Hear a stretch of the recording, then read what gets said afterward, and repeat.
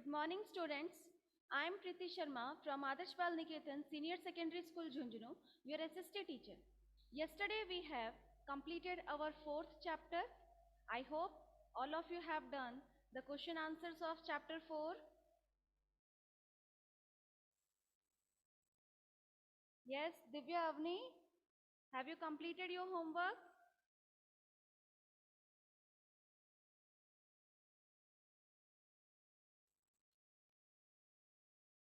Yes, Divya Avni,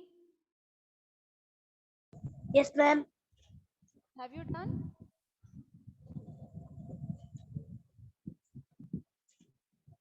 Divya आपने homework कर लिया Yes, ma'am. चैप्टर 4 तक? चैप्टर 4 तक कंप्लीट है ना आपका? Yes, ma'am. Very good. Means you will submit your notebook tomorrow. Okay, ma'am. Okay. Now let's start our chapter 5. Fifth वाला chapter अपन ने स्टार्ट किया था, तो इसको अब कंटिन्यू करते हैं. Take out page number 30. In 30 page number we have started introduction of chapter 5. Introduction में हमने क्या पढ़ा था कि जो वाटर है वो हम हमारे अर्थ सरफेस के ऊपर अलग अलग फॉर्म में हम देखते हैं, है ना. कहीं पर रिवर्स में, ओशंस में, कहीं पर आइस के फॉर्म में हम उसको देख रहे हैं, कहीं स्नो के फॉर्म में देख रहे हैं. तो ये सब क्या है, अलग अलग forms of water. So the process by which water continually change its form and circulate between ocean, atmosphere and land is known as water cycle.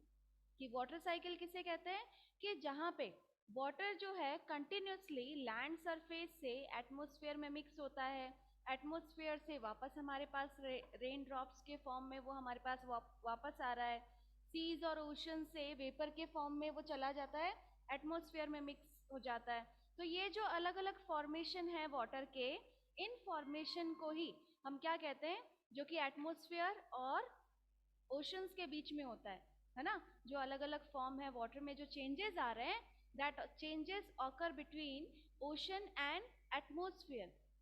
these changes are called water cycle. और इसी changes को, ये जो circulation है ocean और atmosphere के बीच में, तो इस सर्कुलेशन को हम क्या कहते हैं, water cycle. Understood? So our earth is like a terrarium. The same water that existed centuries ago still exists today. The water used to irrigate a field in Haryana may have flowed down the Amazon river 100 years ago. कि water जो है वो उसका एक ही form है, हर जगह हम देखेंगे पानी एक जैसा ही है ना. वही वाटर हम हमारे पास रिवर में देख रहे हैं, वही हम अमेजोन रिवर में देखेंगे, वही बारिश के रूप में हम उसे देख रहे हैं, वही हम हमारे घर में जो अलग अलग टैंक्स में हम फिल करते हैं वो चीज़ देख रहे हैं. तो ये सारी चीज़ें क्या हैं, फॉर्म्स ऑफ वाटर हैं. ठीक है. So the major sources of fresh water are the river. Fresh water के जो सोर्सेज हैं वो कौन कौन से हैं, river, pond, spring and glaciers. ठीक है, जो क्या है, फ्रेश वाटर है. ठीक है, जो कि आइस फॉर्म में हम देख रहे हैं, रिवर्स में है, पॉन्ड्स में है और स्प्रिंग, स्प्रिंग के अंदर यानी कि जो बारिश के साथ हमारे पास पानी आता है वो भी क्या है, फ्रेश वाटर है. ठीक है. The ocean bodies and the seas contain salty water. कि ओशन और सीज में कैसा वाटर होता है, सॉल्टी वाटर होता है. And the water of the ocean is salty और saline as it contain large amount of dissolve salts. कि ये जो ओशन वाटर है और सीज वाटर है, इनमें क्या होता है कि मोस्टली बहुत ज़्यादा सॉल्ट जो है वो मिला हुआ होता है ना. समुद्र के पानी से ही तो नमक वगैरह बनाया जाता है, तो सॉल्ट जो है बहुत ज़्यादा डिजॉल्व होता है, जिसके कारण इनका जो वाटर होता है वो कैसा होता है, सॉल्टी होता है. Most of the salt is sodium chloride और the common table salt that you eat. कि ज़्यादातर इसमें किस तरीके का सॉल्ट होता है, सोडियम क्लोराइड और या फिर जो हम नमक खाते हैं वो वाला. अब इसमें हम देखेंगे डिस्ट्रीब्यूशन ऑफ वाटर बॉडीज. ये हमारा जो टॉपिक है वो क्या है,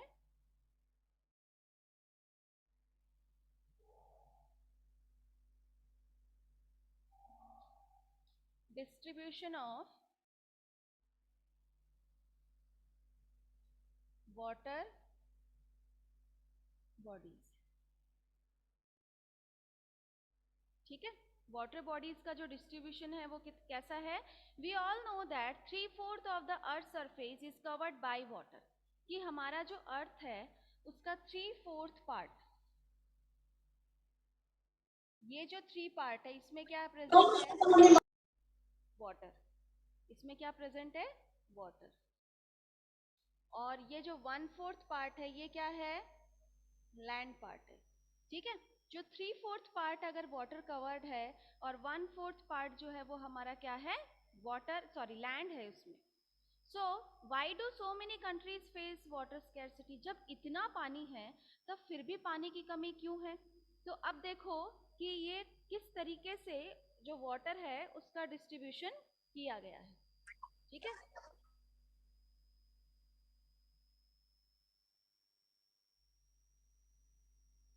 ओशन वाटर जो है वो हमारे पास कितना है?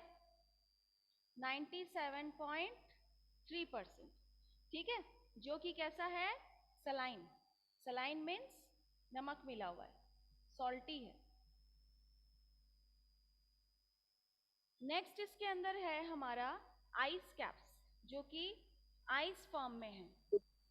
आइस कैप्स के फॉर्म में है जो वाटर प्रेजेंट है वो है 0.2%, ठीक है। 0.2% है किसमें? आइस फॉर्म में, ठीक है। नेक्स्ट है हमारा ग्राउंड वाटर।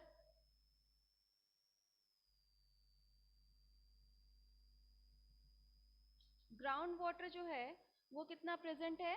वो है 0.68, 0.68। अब इसके बाद में देखो आप फ्रेश वाटर। फ्रेश वाटर जो है वो कितना है? 0.009%, ठीक है। ये हमारे पास फ्रेश वाटर है। अब इसके बाद में जो inland seas and salt lakes,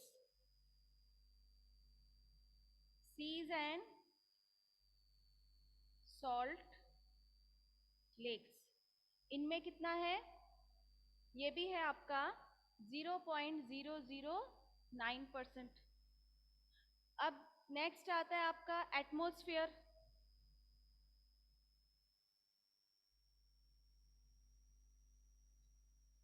atmosphere में आपका प्रेजेंट है 0.0019।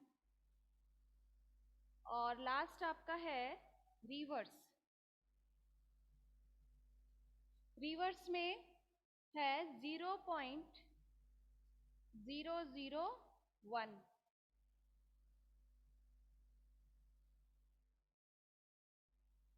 अब देखो आपके पास ओशन वाटर है 97.3%, जो कि कैसा है? सलाइन है। इसको आप यूज नहीं कर सकते। क्यों नहीं यूज कर सकते? क्योंकि ये फ्रेश नहीं है, सलाइन वाटर है, नमक का पानी है, जो कि हम उसको किसी भी काम में नहीं ले सकते। ये आपके किसी काम में नहीं आया। ओशन का पानी आपके किसी काम नहीं आ रहा है ना।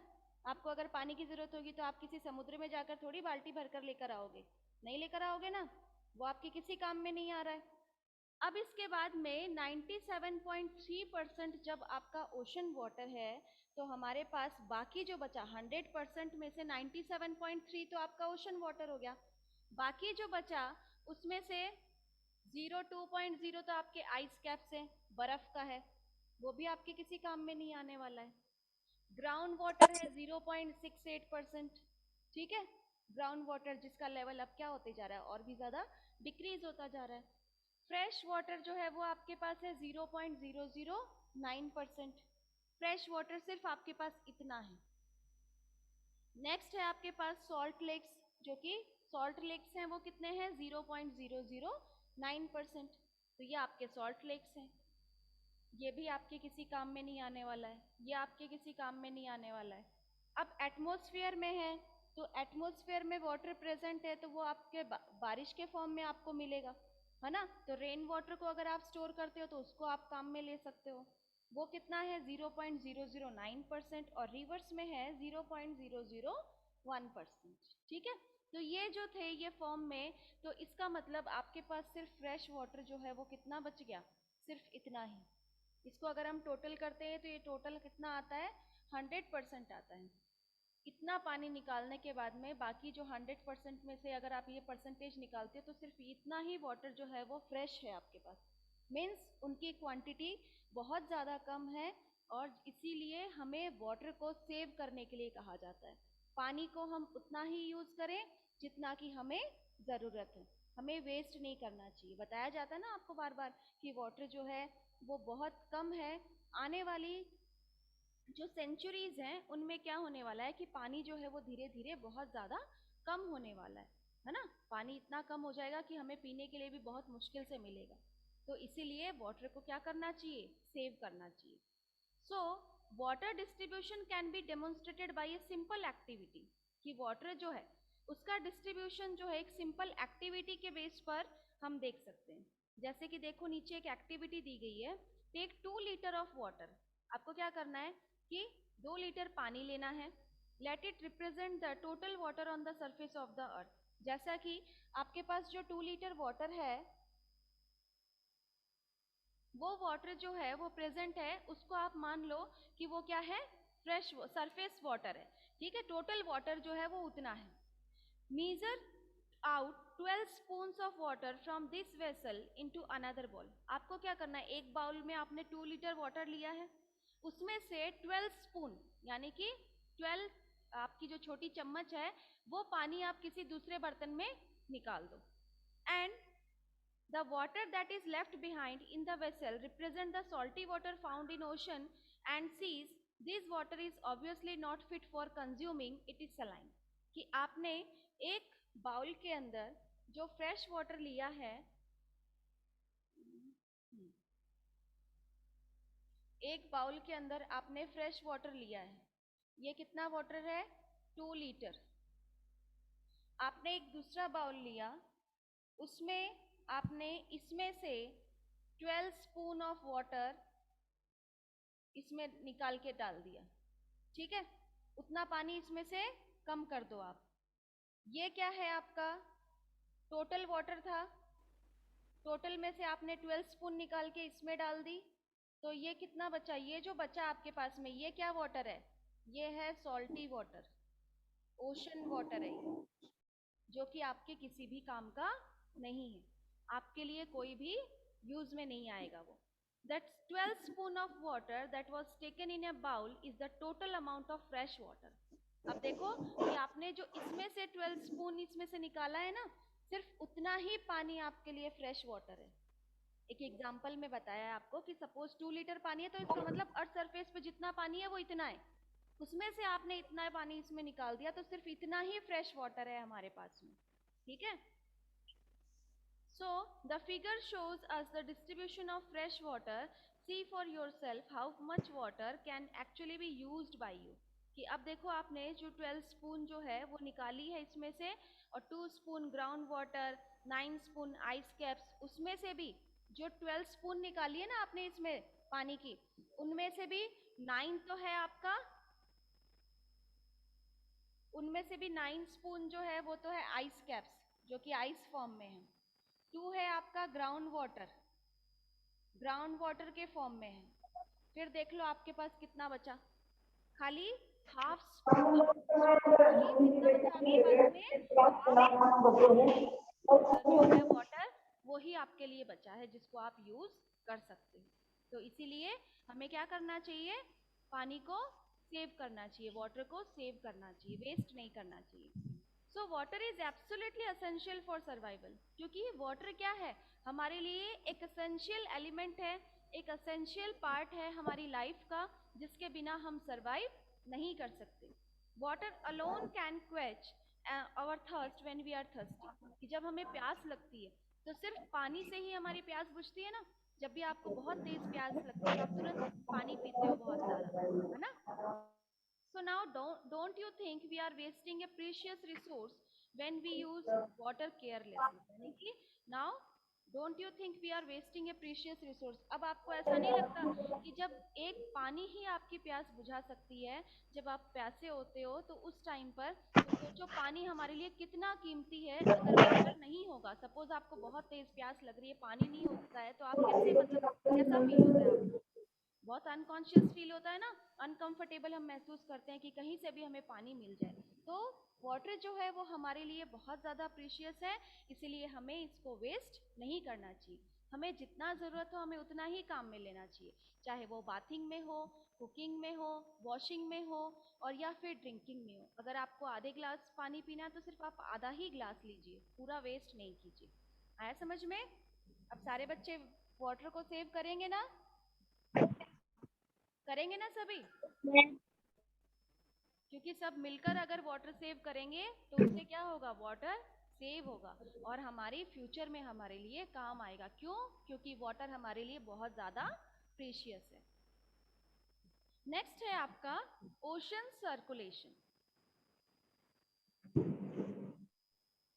There is something magical about walking bare feet on the seashore, कि समुद्र के किनारे जब हम खाली पैर चलते हैं तो बहुत अच्छा लगता है। क्यों? क्योंकि वहाँ गीली मिट्टी होती है, उस गीली मिट्टी के ऊपर खाली पैर चलना बहुत अच्छा लगता है।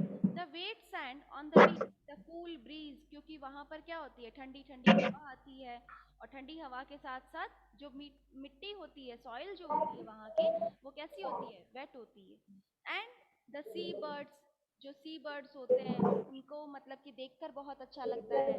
And the smell of the salt in the air and music of the waves, और जो वहाँ पर सीज के पास में, खुशी आप अपना माइक ऑफ करो।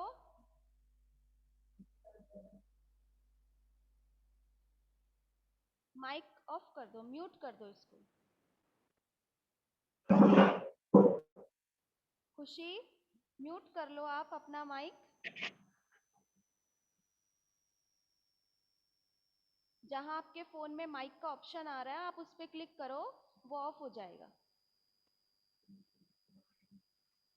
So the smell of the salt in the air, air में जो सॉल्ट है, जो सॉल्टी वाटर का जो वेपर है, तो वो धीरे धीरे क्या होता है, एयर में भी वही सॉल्टी वाटर का वेपर बन रहा है, तो सॉल्ट जो एयर में प्रेजेंट है उसकी स्मेल बहुत अच्छी लगती है। And the music of the waves, waves क्या होती हैं, समुद्र की लहरें, है ना, जो लहरें होती है ना उनकी आवाजें आती है, जब वो बहुत तेज से आती है, धीरे से आती है, तो समुद्र के पास क्या होती है, उनकी आवाजें आती हैं। तो ये जो आवाज है ये भी कैसी लगती है, बहुत अच्छी लगती है। एवरीथिंग इज सो फैसिनेटिंग, यानी कि सारी चीजें क्या लगती है, एकदम आकर्षित करती है, हम लोगों को अट्रैक्ट करती है कि वहां बैठकर हमें क्या कैसा लगता है, बहुत अच्छा फील करते हैं। Unlike the calm water of pond, lakes, ocean water keep moving continuously, जैसे कि, खुशी आप अपना माइक ऑफ करो।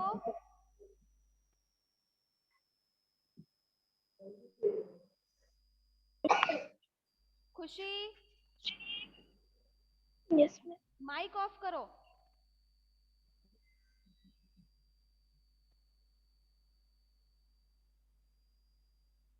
Unlike the calm water of ponds and lakes, ocean water keeps moving continuously, कि जैसे कि हम देखते हैं कि जो रिवर्स है, पॉन्ड्स और लेक्स, जो तालाब होती हैं, जो होती है ना, तो उनका पानी कैसा होता है, शांत होता है, उनमें आवाज नहीं आती है। जब भी हम वहाँ देखेंगे किसी भी तालाब के किनारे, तो उनका पानी कैसा होता है, एकदम शांत होता है, उनमें किसी तरह की कोई आवाज नहीं आती। लेकिन जो ओशन वाटर होते हैं, समुद्र का जो पानी होता है, वो हमेशा क्या करता है, मूव करता रहता है, घूमता रहता है ना, क्योंकि उसमें लहरें क्या आती रहती है, आती रहती हैं। इट इज नेवर स्टिल, वो कभी भी एक जगह पर नहीं रुक सकता, उसका जो पानी है वो कभी भी एक जगह पर नहीं रहता। आप देखते हो ना ओशंस के पास में, समुद्र के पास हमेशा क्या होता है, पानी हमेशा मूव करता रहता है।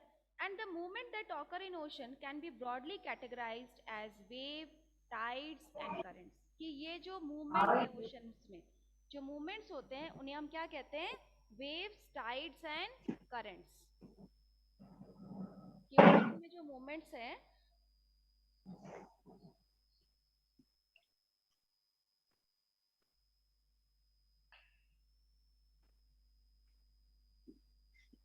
जो मूवमेंट्स होते हैं ओशंस में,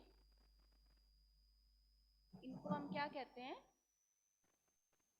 वेव्स, टाइड्स एंड करंट्स। इनका मतलब एक ही होता है कि जो मूवमेंट हो रहा है वाटर का, वो मूवमेंट जो है उसे हम क्या कहते हैं, वेव्स, टाइड्स एंड करंट्स। तो अब हम देखते हैं कि वेव्स क्या होते हैं। इसमें देखो आप पेज नंबर 33 पर एक कॉलम दिया गया है कि March 22 is celebrated as world water day, कि जो वाटर डे है वो कब सेलिब्रेट किया जाता है, 22 मार्च को, ठीक है।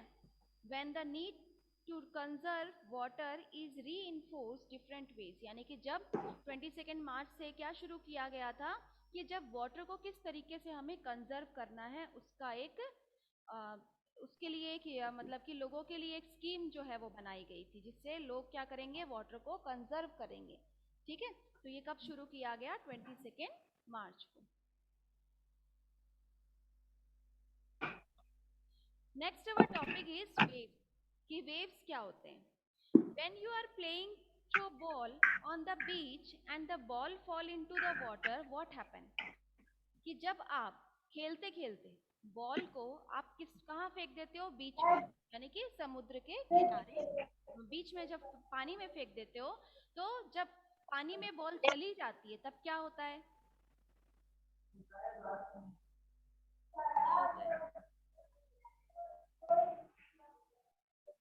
पानी उछलता है, उसके साथ साथ और क्या होता है समुद्र का जो पानी होता है उसमें मूवमेंट होती है ना, वो तो हमेशा चलता रहता है। वेव्स जो है वो हमेशा रहते हैं, है ना, लहरें जो है वो, जब हम उसमें, मुझे हाँ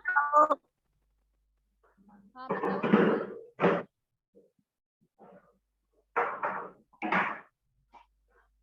यस दिव्या, माइक बंद कर। वो रिमूव ही हो गई। यस, तो क्या होता है इसमें, it is fun to watch how the ball gets washed back to the shore by the waves, कि समुद्र की जो लहरें होती हैं वो क्या करती हैं, उस बॉल को पूरा वॉश करके वापस दे देती है, वापस छोड़कर चली जाती है। जैसे ही हम उसमें बॉल डालते हैं उन लहरों के साथ वो क्या होती है, बॉल जो है वो वापस हमारे पास आ जाती है पूरी वॉश होकर। When the water on the surface of the ocean rises and fall alternately, they are called waves. यानी कि जो ओशन वाटर है, सरफेस वाटर है ओशंस का, वो क्या होता है कि जब मूव करता है, when the water on the surface of the ocean rises and fall alternately, यानी कि वाटर जो है वो किस तरीके से मूव करेगा वेव्स में, rises and fall, rises and fall, इस तरीके से वाटर जो है वो किस तरीके से मूव करता है, इस तरीके से, rise and fall, rise and fall, ये क्या कहलाएगा, वेव्स कहलाता है, ठीक है, जिसको हम हिंदी में क्या कहते हैं, लहरें कहते हैं, ठीक है। So during a storm, the winds blowing at very high speed from huge waves, these may cause tremendous destruction. An earthquake, a volcanic eruption, or underground landslide can shift large amount of ocean water. As a result, a huge tidal waves called tsunami that may be as high at 15 meters is formed.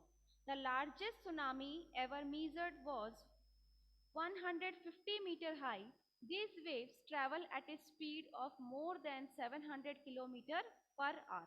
The tsunami of 2004 caused widespread damage in the coastal areas of India. The Indra Point in the Andaman and Nicobar Island got submerged after tsunami. कि जब आप देखते हो कि समुद्र में जब बहुत ज़्यादा तेज लहरें जो हैं वो चलने लग जाती हैं, जब लहरें चलती हैं तो इसका मतलब ये तो है नहीं कि सिर्फ वाटर का ही मूवमेंट होता है, वाटर मूवमेंट के साथ जो एयर है वो भी क्या होती है, मिक्स होती है, यानी कि एयर की जो स्पीड है वो भी क्या होती है, कंटिन्यूसली बढ़ने लगती है। इस मूवमेंट के साथ जब एयर मिक्स होगा और due to the ma'am, circulation, ma'am, madam, yes ma'am Khushi का माइक बंद करवाओ। खुशी, मैम खुशी का माइक बंद करवाओ। खुशी आपको मेरी आवाज आ रही है, खुशी नो मैम, आपको मेरी आवाज नहीं आ रही है,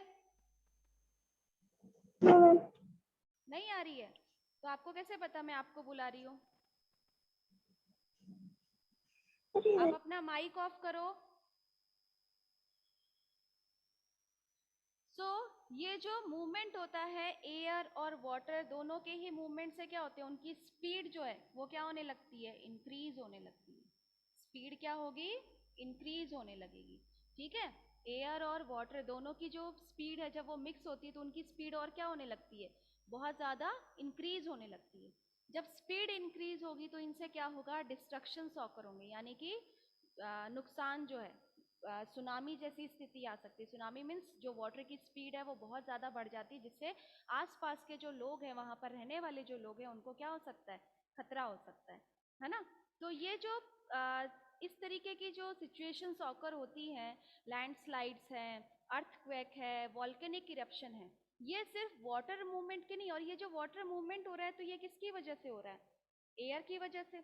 एयर के साथ साथ और क्या रीजन हो सकता है कि जो मूवमेंट होता है अर्थ के इनर पार्ट्स में, ये हमने पढ़ा है ना पहले पहले के चैप्टर्स में, कि जो मूवमेंट कंटिन्यूसली क्या होता रहता है, होता रहता है अर्थ के इनर पार्ट में। सपोज ये अर्थ सरफेस है, इसका ये जो इनर पार्ट है, यहाँ क्या होता है, हमेशा मूवमेंट जो है वो कंटिन्यूसली चलता रहता है।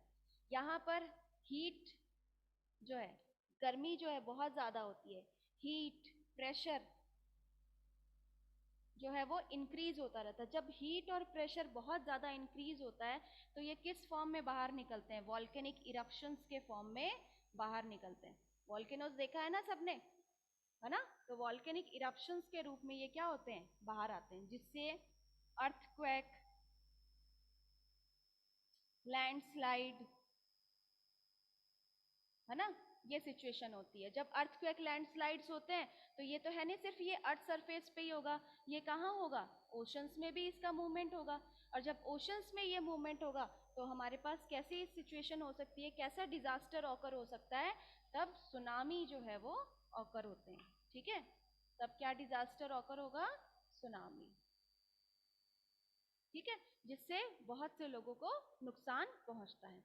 मोस्टली ये जो सुनामी है, इसकी जो स्पीड है, लार्जेस्ट स्पीड जो है वो 150 metre high to 700 kilometre per hour, यानी कि 1 घंटे में 1 आवर में 700 किलोमीटर तक क्रॉस कर सकता है वाटर। ठीक है, 1 आवर में 700 किलोमीटर तक का वाटर जो है, 700 किलोमीटर तक का डिस्टेंस जो है वो कवर कर लेता है। ठीक है, तो द सुनामी ऑफ 2004 में जो सुनामी आया था, इससे जो इंडिया के कोस्टल एरियाज हैं उनमें बहुत ज़्यादा डैमेजेस हुए थे, जैसे कि इंदिरा पॉइंट, अंडमान निकोबार आइलैंड्स पर। तो सुनामी के बारे में यहाँ दिया गया है आपके अर्थ, ये पेंडेमोनियम, इसको आपको क्या करना है, आप खुद रीड करोगे फिर आप मुझे बताओगे कि इसमें क्या चीज़ें दी गई है। ठीक है, इसको आप खुद रीड करोगे। नेक्स्ट है हमारा टाइड्स, कि the rhythmic rise and fall of ocean water twice in a day is called tide. कि जो रिदमिक राइज है, अभी तक हम क्या पढ़ रहे थे कि जो वेव्स होती है, मूवमेंट होता है वाटर का, तो उस मूवमेंट से जो आवाज आती है, आवाज आती है ना, मैंने कहा था ना कि जो लहरें होती हैं जब उससे आवाज आती है तो बहुत अच्छा लगता है। तो ये जो rise and fall ocean water का है ट्वाइस इन ए डे, दिन में 2 बार, तो उसे हम क्या कहेंगे, टाइड। जब आवाज के साथ रिदमिक राइज एंड फॉल होगा वाटर का ट्वाइस इन ए डे, तो वो क्या कहलाएगा, टाइड कहलाएगा।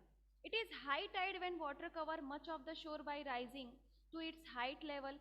It is low tide when water fall into the lowest level and recedes from the shore. कि पानी क्या होता है, कई बार बहुत तेज लहरें होती हैं, यानी कि बहुत ऊंचाई तक फ्लो हो जाता है। समुद्र का पानी जो है वो मूव करते करते बहुत ज्यादा हाइट तक भी पहुंच जाता है।